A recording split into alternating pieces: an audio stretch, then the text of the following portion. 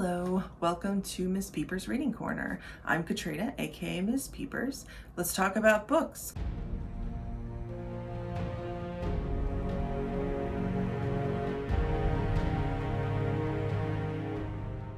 This month in October, we are celebrating Banned Books Week with a series of videos about different books that have been banned. If you've hung around this channel for a while, you probably know that I am very much anti-censorship, and I feel very strongly that books should be made available in our public libraries, in our stores, and in our school libraries, so that people can read what they want to read. Today's book, and I have this neat little pocket copy. It's like a little wallet. Today's book is the Bible, specifically the Christian Bible. The Bible has a really interesting history of censorship. Like the publication itself has a really interesting history. The Bible is a book that guides Christian life. And of course, every religious group has their own set of doctrine written down in some way. Usually there could be an oral tradition as well. But there's the set of rules, of stories, of descriptions of how the world came to be, of people's interactions with the Christian God, and what he wants humans to be like according to the Christian faith. So this book, of course, has been around for centuries, or some version of it, originally written in Hebrew and Latin, and I think some Aramaic as well. Censorship of this book goes back at least as far as the 1400s, when there were a lot of debates and disagreements about whether the book should be in fact translated into the common languages of Christians. So French, German, whatever languages people spoke. And of course, the proponents of translation believed that everyone should have access to the teachings of their faith, and the people who were against translation felt that people should instead rely on the clergy. That's what the clergy was there for, to help people understand what the rules were. So there were a lot of debates about that. Of course, eventually the translators won, and the Bible has now been translated into, I think, basically every human language on earth. I did not mean to imply that there were human languages not on earth. Maybe there are, who knows, that's a different conversation. But then censorship of the Bible in the way that we think of censorship in a modern sense really took off in the 1800s. And I wrote down some dates here. Remembering dates was the hardest thing for me in school. I don't know why, dates just do not stick in my head. In 1818, a man called John Bellamy retranslated passages of the Bible that he considered indecent.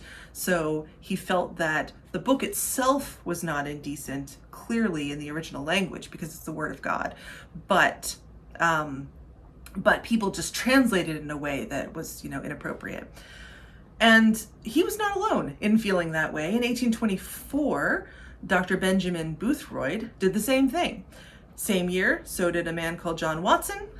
1828, William Alexander did that. In 1833, Noah Webster, that's Noah Webster of Webster's Dictionary, by the way, also did that. So they all had the same idea that there were aspects of the Bible that were inappropriate, indecent, not to be read, or that they felt were not translated in a Christian proper way.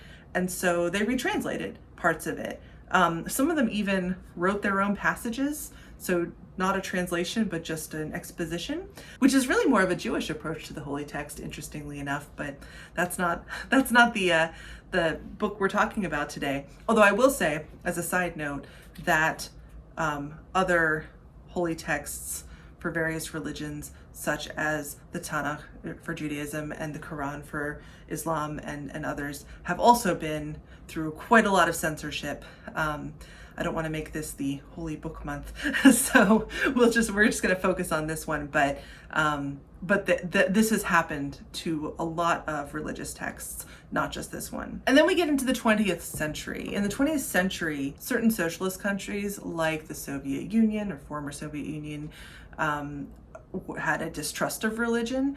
And so, of course, they banned all religious books, not just the Christian Bible, but all of them. And then in the US, some interesting things had happened. So when I first read that the US had bans of the Bible, my first thought was like, oh, it's probably, secular people or more liberal people who don't want, left-leaning folks who don't want religion taught in schools.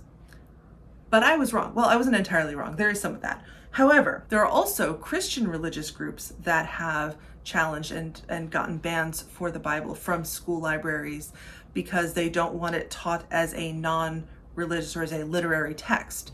So it's an interesting perspective that I hadn't considered, not being a religious person myself, that because it was being taught as like comparative religion, let's look at the different books from different faiths and see what the similarities are and the history behind them and like when they were written down and all of those things, or that is offensive to certain religious groups, religious folks that want it to be taught only in a devotional, faith-based sort of way. Interestingly, also, there have been some people who have challenged this book because they think that it is in fact illegal when you consider the separation of church and state. And so really quickly, if you are not in the US, or perhaps if you are and need a refresher, because we all do from time to time, the founders of the United States felt very strongly that religion had no place in government.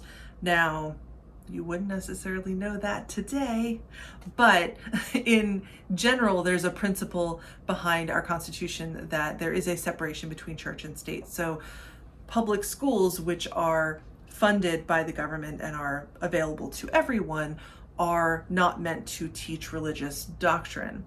That is not the same thing as being forbidden to teach religion as a concept or as like a historical discussion. And so there's definitely like kind of a big blurry gray line between those two things, and there's a lot of subjectivity, of course, of where the line actually is, but yeah, some of these bans and challenges have come up just from a misunderstanding of that, which is, I think, really interesting. If it's taught as literature and not taught as truth, it is acceptable it is legal, I should say, for a public school to teach a religious or teach about a religious text. And then one of my favorites in 1993, and I've got some quotes on here, so I'm going to read them. The Bible was challenged as being obscene and pornographic, inappropriate for children, and containing incest and murder. Look, I haven't read every word of this book, but I do know there's definitely incest, there's definitely murder. It is typically frowned upon, but I don't think always. To be clear, you're allowed to stone people, for example, in parts of the Bible. There is sex in it. There's quite a bit of violence. So I understand why that challenge is in place. It is interesting to hear, and it makes me wonder if it's one of those, like, we want to get this book out of here, so this is what we're choosing to say about it. I could be entirely wrong. I have no idea who the challengers were or what their background was. I mean, they're not wrong about the incest and the murder and all the other stuff. But at the same time, this is not a highly readable book. I want to be really careful because I don't want to offend anyone who's religious, but the writing is incredibly dense. It is repetitive. It is intentionally, because it is a religious text. It is meant to pull you in and make you meditate, or like encourage you to meditate on the words in there and really think them through and internalize them. So it's written in that way, but it's not written in a flashy sort of way. It's not written like an action book or like a thriller or a dark romance or anything like that might have these topics in it. So it's not, kids are looking for sex, they're probably not going here, is all I'm gonna say. I could be wrong. What do I know? But maybe they are if you pulled everything else from the shelves. Who knows? And then one more outside of the States. In 2018, there was an article about China removing the ability to purchase the Christian Bible in almost every channel. So it was removed from big retailers like Amazon. It was removed from within China. You could still buy it from those retailers elsewhere, but it was removed from bookstores. Like, there were very specific places where you could purchase the Christian Bible. My understanding is that the Chinese government was trying to limit the editions, because there are many versions of this book, and that's actually something that kind of speaks to this entire censorship discussion that and different translations and different editions of the Bible. Like, they're not, you pick up 3 editions of the Bible and they could all be very different.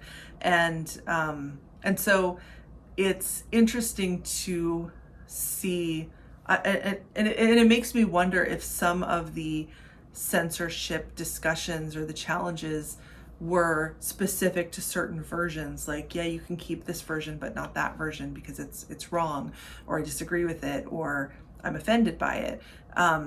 Anyway, it's a very interesting history, and that's just scratching the surface. I can only get so far in one YouTube video about the history of the Bible as a text, as a physical product, or as a physical book, and then the history of the content of it is a whole separate story.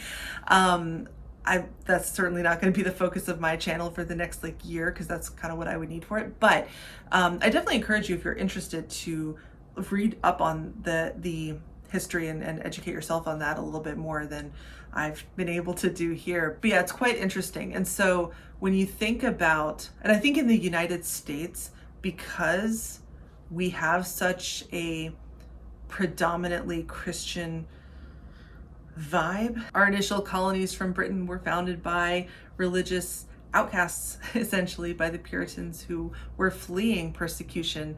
And so that, we have those Christian roots in our society, even for those of us who don't practice Christianity, or believe in the Christian God or doctrines. And so I think in the United States, a lot of us, I certainly forget that there are definitely places where Christianity is not welcome. And it's just because it pervades our lifestyle so much. And our government, even though it's not supposed to, we see it there. We have "In God We Trust" is on our money, it's everywhere. And so, despite that separation. So it's an interesting topic, and it's something that I wanted to share because it is a little bit different from the other books that we're discussing in this series. Normally I end my videos with, have you read this book, and tell me if you liked it, but this is a different sort of book. So I do not wish to start a religious debate in my comments. Please, please, please do not. But if you want to talk about censorship and censorship of religious texts in my comments, I would love to hear your thoughts. And either way, I will see you in the next one.